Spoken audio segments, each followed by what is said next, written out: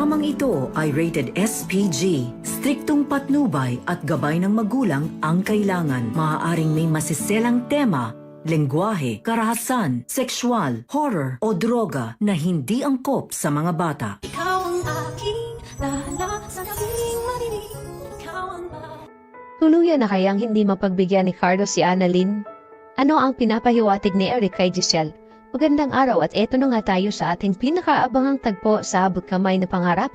Welcome to my channel. Please don't forget to like, comment, and click the bell button para lagi kayong updated sa aking mga videos. Samantala, pagkalabas ni Annalyn ng meeting room ay agad naman kinausap ni Doc Enriquez si Carlos kung bakit ayaw niyang pirmahan ang memo na kasama si Annalyn papuntang Japan. Sinabihan ni Doc Enriquez si Carlos na with all due respect, Doc Benitez, Dr. Santos deserved the slot to Japan. Kayo na rin ang nagsabi na nirecommend siya ng Neurosurgeon Department at hindi may kakaila na isa siya sa pinakamagaling na neurosurgeon ng East Range. Alam mo, Doc Carlos, ayaw kong isipin na pinag-iinitan niyo si Annalyn, ang anak ng asawa mo. Habang si Carlos naman ay napatingin kay Doc Enriquez, sabi ni Carlos na hindi ko pinipersonal si Annalyn. I always practice fairness in this hospital. Alam mo yan. Ang sa akin lang naman, ayaw kong isipin ng buong department na binibigyan ko ng special treatment o special favor si Annalyn at pinoprotektahan ko lang siya at ayaw ko na napag-isipan nila si Dr. Santos na nakukuha niya ang opportunities na to dahil sa stepdaughter ko siya. Dapat niyang paghirapan ito. Napabuntong hininga naman si Doc Enriquez sa mga sinabi ni Carlos at sinabi niya na naiintindihan ko. At sinabihan na ni Carlos na pumunta na si Doc Enriquez sa conference room at susunod na lang siya. Agad naman sinunod ni Doc Enriquez si Carlos at lumabas na ito. Naiwan si Carlos at naninindigan pa din siya na hindi niya bibigyan ng slot si Annalyn kahit na isa siya sa nirecommend na ipadala sa Japan. Samantala, dahil sa inis ni Annalyn ay pinayuhan naman ni Doc Rindon si Annalyn na huwag niyang problemahin ang hindi pagpirma ni Carlos sa recommendation. Ang dapat niyang gawin ay ipakita niya kay Carlos na deserve niya ang spot dun sa papuntang Japan. At alam ko na isa ka sa pinakamagaling na neurosurgeon, hindi lang dito kundi sa buong bansa. At bilang young genius ay huwag kang magpapadala sa emosyon mo. Kung hinahanapan ka ng word, edi ipakita mo ang talent mo o skills mo. Alam kong punong-puno ka nun. Napaisip si Annalyn sa sinabi ni Doc Rindon. Ipapakita niya kay Carlos na worth it siya na makapunta ng Japan. At pinasalamatan niya ito dahil nakinig si Annalyn sa payo ni Doc Rindon. Sabi ni Annalyn na tama kayo, ipapakita ko sa kanya na kaya ko. Gagawin niya ang lahat para makita ni Carlos ang halaga niya. Ngumiti naman si Doc Rindon. Samantala sa Apex sa office ni Giselle, kinausap siya ni Eric pagkalis ni Robert. Sabi ni Eric kay Giselle na mukhang pinagdududahan ako ng kapatid mo sa kakayahan ko na magpatakbo ng isang departamento. Hindi niya ata gusto na pag-appoint mo sa akin bilang isang VP of Finance ng Apex. Sabi ni Giselle na wag mo na lang pansinin ang kapatid ko, total ako naman ang naglagay sa iyo sa posisyon mo at umaasa ako na matutulungan mo ang Apex. Sabi ni Eric kay Giselle na huwag ka mag-alala at gagawin ko ang lahat na makakaya ko para maayos ang Apex. Sabi ni Eric na alam mo pagdating sa business decision, hindi ka nagkakamali. Mahusay ka dun kaya lang pagdating sa personal decision mo, medyo mahina ka dun. Alam ni Giselle ang gustong ipahiwatig ni Eric sa kanya, ang tungkol kay Justin, ang pag-agaran niyang desisyon na maipasok sila sa Apex. Sabi ni Giselle na ginagawa ko to para sa anak ko, upang makabawi ako sa kanya sa mga panahon na hindi ko siya nakasama, at pagkakataon ko na itong maiparamdam sa anak ko na mahal ko si Justin, at sana maayos na namin ang problema at mapatawad na niya ako sa nagawa ko sa kanya. Napapangiti naman si Eric sa mga sinabi ni Giselle dahil alam niya na hindi siya mapapatawad ni Justin kahit na ipinasok niya ito sa Apex dahil isa sa pinag-usapan nilang mag-ama ay ang hindi patawarin ni Justin si Giselle. Ang hindi alam ni Giselle na kahit pa binigyan niya ng mataas na posisyon ang anak niya ay hindi pa din siya ito mapapatawad sa ginawa niya. Sana nga ay hindi nagkamali si Giselle sa pagpasok niya sa mag-amang Justin at Eric sa Apex. Dahil kapag may ginawa ang mag-ama na hindi maganda at maging dahilan ng pagbagsak ng Apex, ay sigurado na ikagagalit ito ni Ben dahil sa mali niyang desisyon.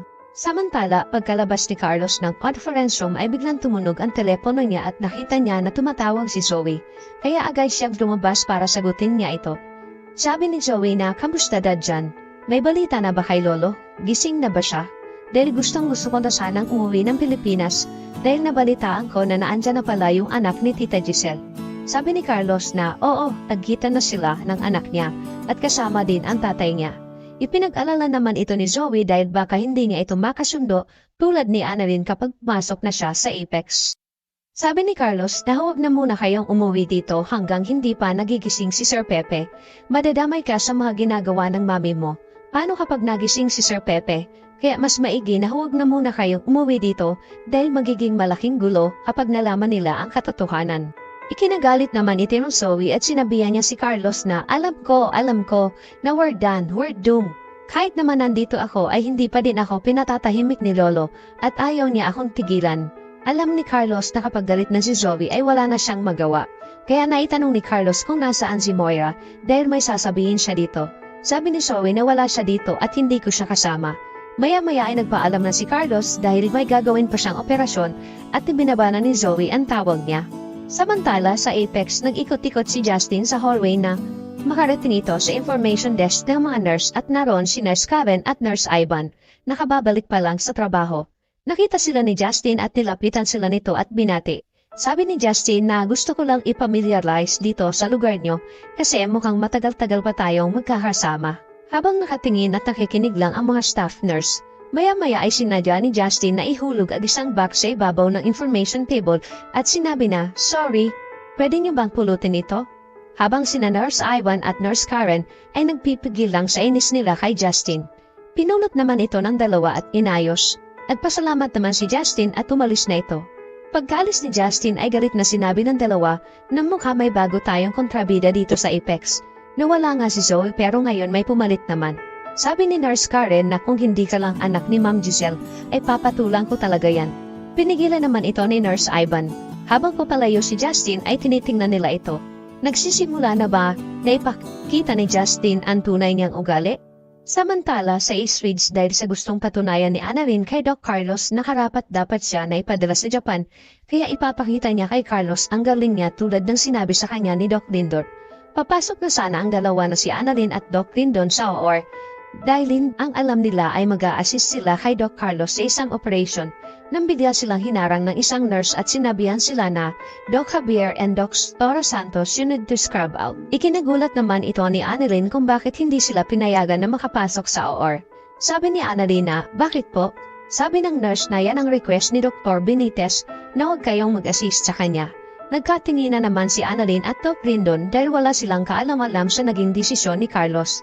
Mas lalong lumakas ang kutob ni Annalyn na masyado siyang pinipersonal ni Carlos ang dahil lang nalaman niya na may balak siyang lumipat sa Apex kaya hinahadlagan ni Carlos ang lahat. Gustuin man ni Annalyn na ipakita kay Carlos na deserve niya na maipadala sa Japan. Subalit kung ayaw talaga ni Carlos ay wala siyang magagawa. Galit na umalis si Annalyn habang nakasunod naman sa kanya si Doc Lindon. Kinausap ni Doc Lindon si Annalyn na huwag ka munang magalit kay Doc Carlos, baka may iba siyang dahilan kung bakit hindi niya tayo pinag-assist sa kanya. Naiiyak na lang si Annalyn sa sama ng loob niya kay Carlos. Bakit hinahadlangan ni Carlos si Annalyn? Babalik na ba ng Pilipinas si Zoe? Magkakasundo kaya ni Justin ang mga staff ng Apex? Yan ang ating pakaabangan dito lang sa Abot Kamay na Pangarap. Huwag bibitiw at huwag kalimutan mag-subscribe. Maraming salamat po and God bless.